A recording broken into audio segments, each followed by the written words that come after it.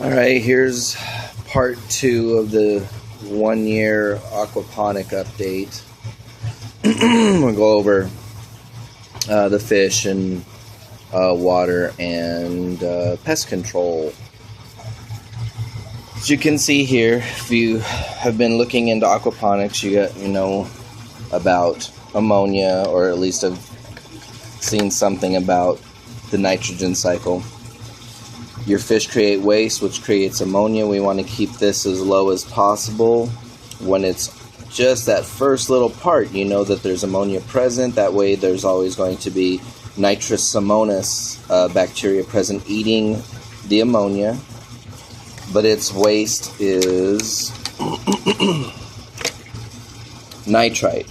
So we want to keep the nitrite down as well. So once there's nitrite present, Nitrobacter becomes present and eats the nitrite. So we want to keep this as low as possible. And that's looking beautiful. And the byproduct of Nitrobacter is nitrate.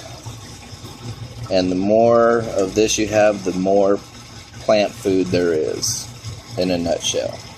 You can see how the feeding schedule and the way everything is right now, there is a ton of nitrate feeding these plants right now. pH. My pH it's hard to tell on this, is closer to 7.2 than anything else, which is ideal right now. It could go a couple, degrees down towards, 7 of neutral, and the plants would benefit from that. But right now there shouldn't be any kind of nutrient lockout. Plants, when the pH is too high, go into nutrient lockout through different spectrums of nutrients. You can look it up. There's charts that show you online at what pH level plants aren't able to absorb, just the different elements. But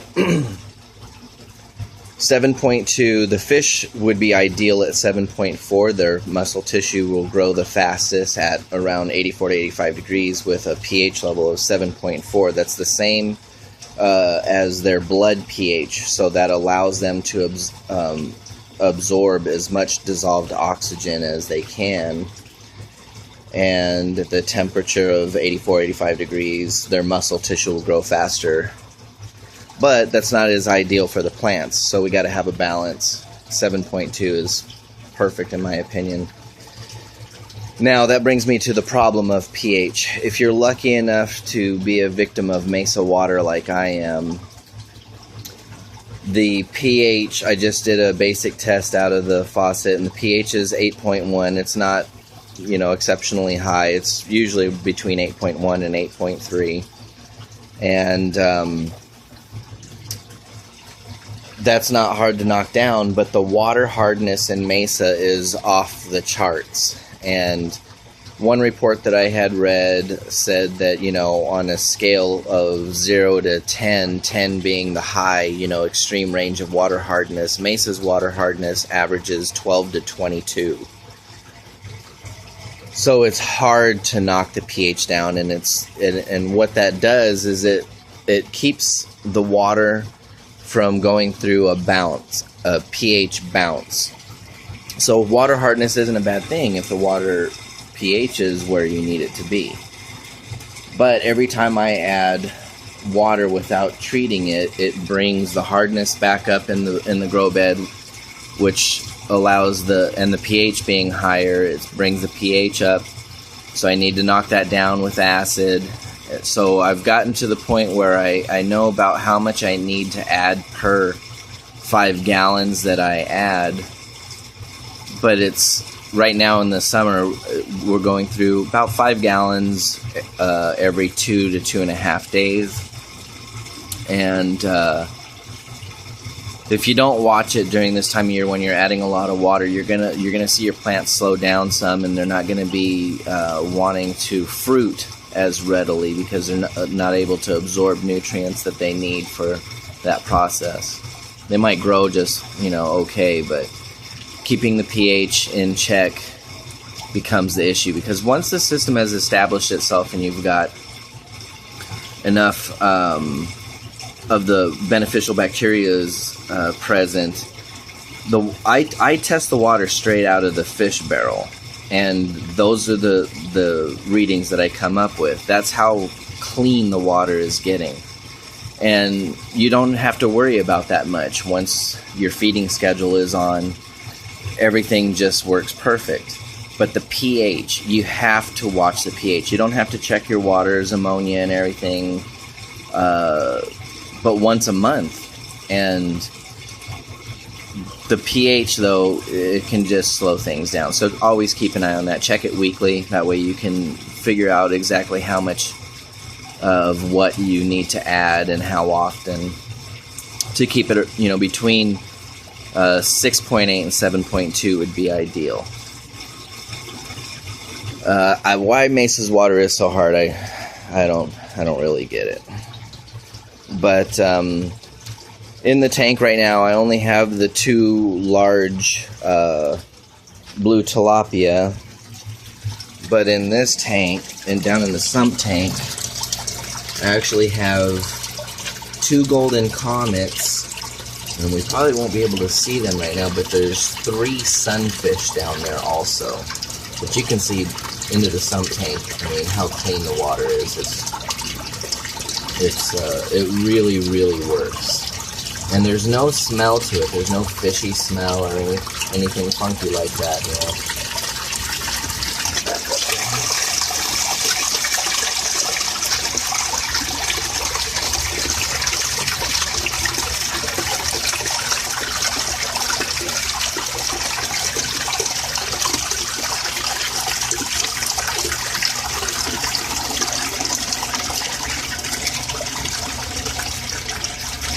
I caught that right at the right time, because you see all of the bubbles there.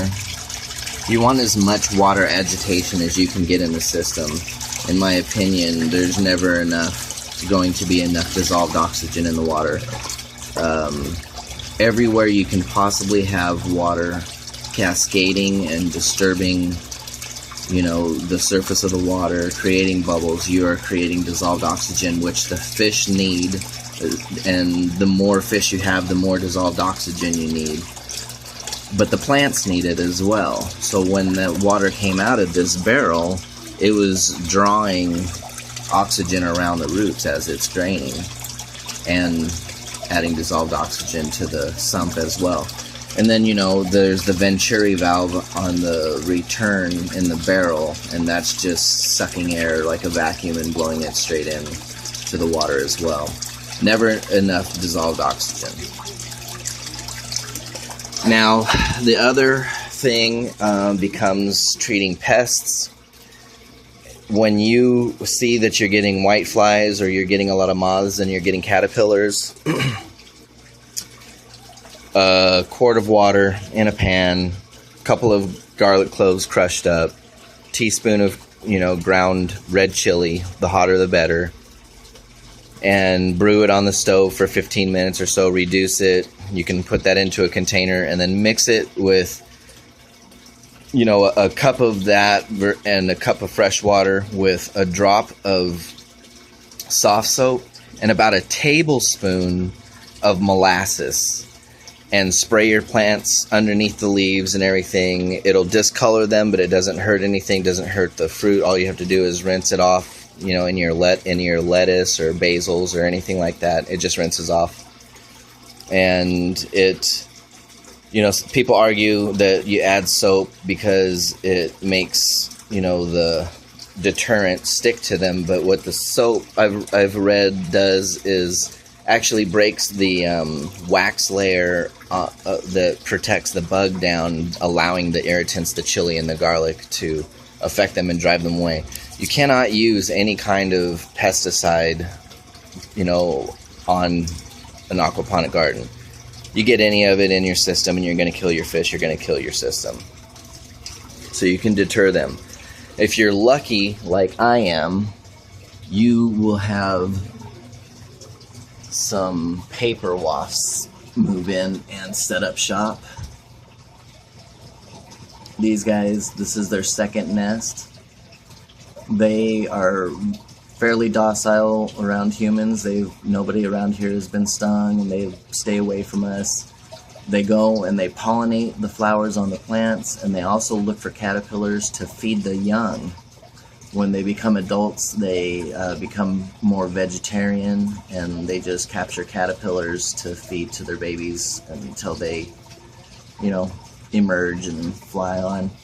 A good colony of these, I've read, will have up to 280 individuals, and these guys have really done a good job with controlling the caterpillars. I've had to do a little bit of picking